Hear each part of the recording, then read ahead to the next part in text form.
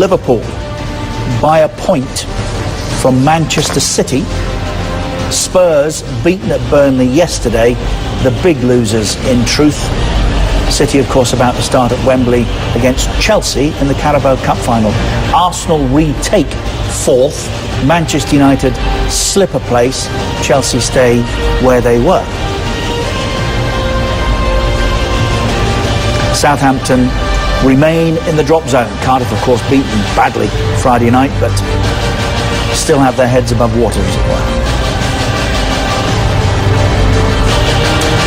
Okay, a point, Alan, for Liverpool that they will be happy with, or have they lost 3-2?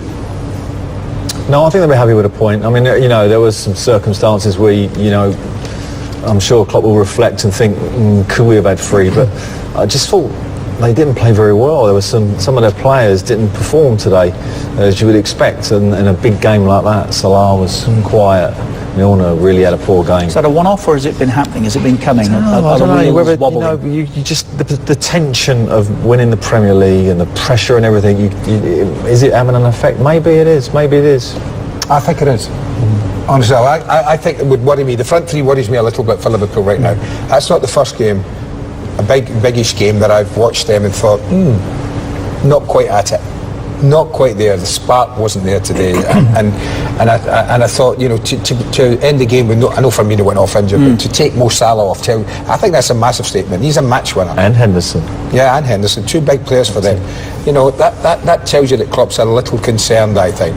I think he'd be happy with a point. I agree with that, but I do think that when he sits down and he looks at the game, he'll think they've missed an opportunity, because United were decimated in the first half. The 3 changes they had to make, they had to get themselves together. And I don't think Liverpool ever took advantage of that situation for maybe a half-hour spell in the game. No, they might have committed a little bit and gone for it.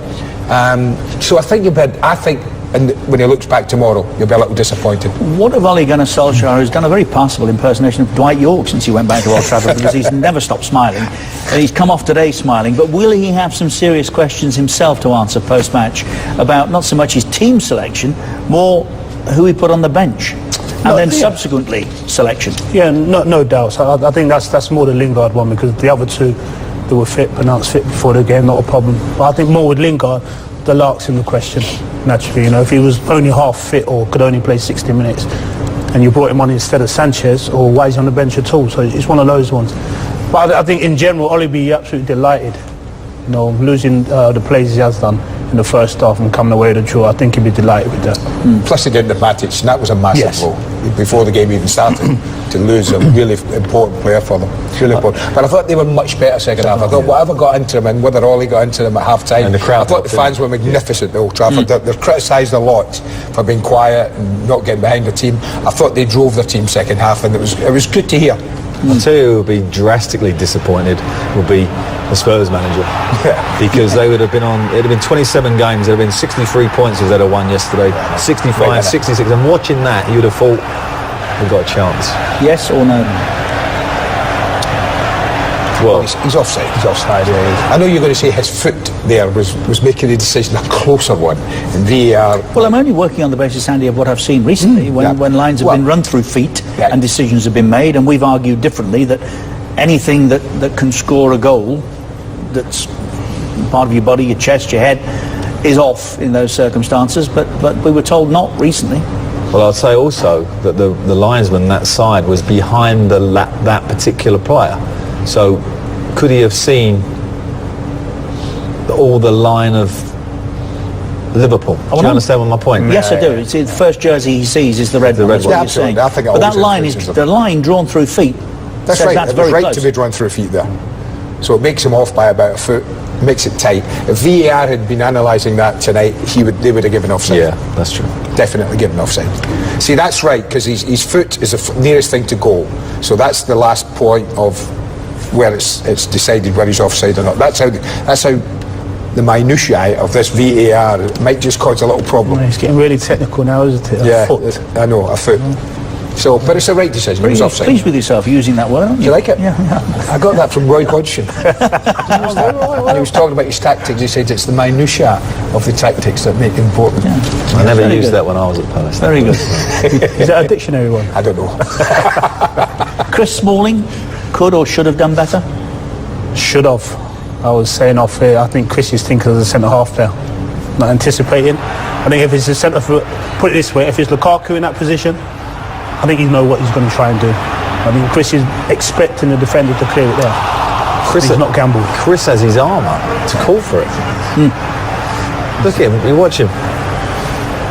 He's not gambled Look, he's got though. his arm up. I'll have it.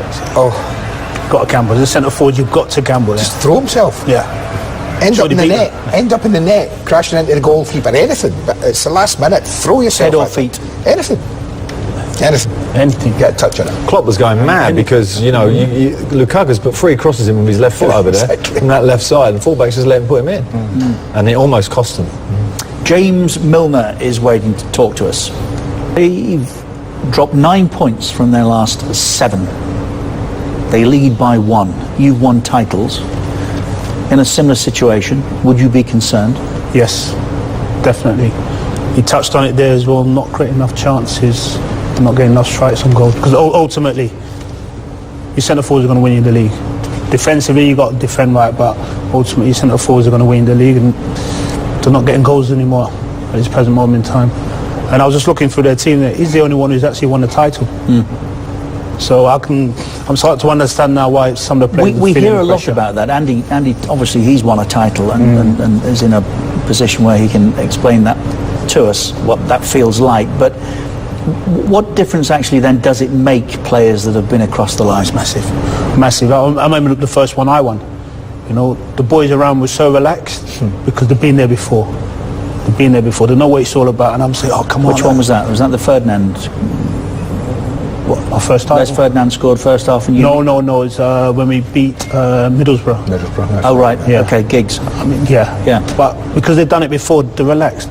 Take your time, play and whatever. And I'm saying to myself, no, we've got to do a bit more. And they said, no, it will come. It will come because they've been there before. And looking at Liverpool now, a lot of the players like the tensing up because they need a result.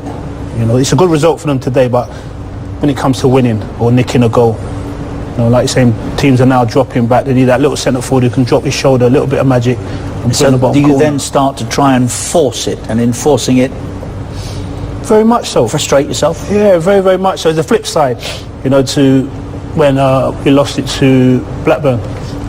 We had loads of chances, but we was forcing it in the end. We forced it in the end. Forcing it. You had loads of chances. Yeah, we was forcing it, And it's the Well, same. he did, didn't he? I mean, It's the same kind of scenario. It's the same kind of scenario. Once you're in that position and you need a win or you need a result, of course you're going to force it a little bit. Just quick, I'm just looking, you talk about they getting twitchy. I'm looking at December. Liverpool played 8 games in December, won every one of them, scored plenty of goals, were blitzing. As soon as Manchester City beat them, they've played 9 games, including the City one, in different competitions, but 9 football matches. They've only won 3, and they've only scored more than 1 goal twice in any football match. Now, I wouldn't have put that at Liverpool, and just looking at that, I don't know. Does that spell Something's not quite concern, right. Andrew? Yeah? Something's not quite right. Yeah, very much so. Like I say, I draw my own experience in this. But the manager always used to emphasise, you got to get to your centre forward. You got to get to your centre forward. Keep them confident, keep creating chances for them. And if you look at the game today, if you look at the boys up front, what chance did they have? Liverpool didn't create anything. Not really. No chances created. Any of the strikers getting his shot off on goal. No, nothing at all. So they're putting pressure on themselves, in that position. I thought the substitution of Henderson was a strange moment in the game because they definitely had a coming together, him and the manager. Oh, yes. Yes, frustration. Oh, Yes, they did. And that is pressure of, you're at Man United and, if you get subbed at Man United and you're top of the league, it's hurting and you're they're captain. hurting. Yeah, it's hurting. You can see they're hurting. And the 3 up top of the pitch, as Andy has mentioned, are not on fire by any stretch. Hopefully we'll get more time to discuss later. Arsenal, of course, won earlier today by 2-0. This is where we part company with our friends in Indonesia. Thank you for your time through the early part of your evening, I think.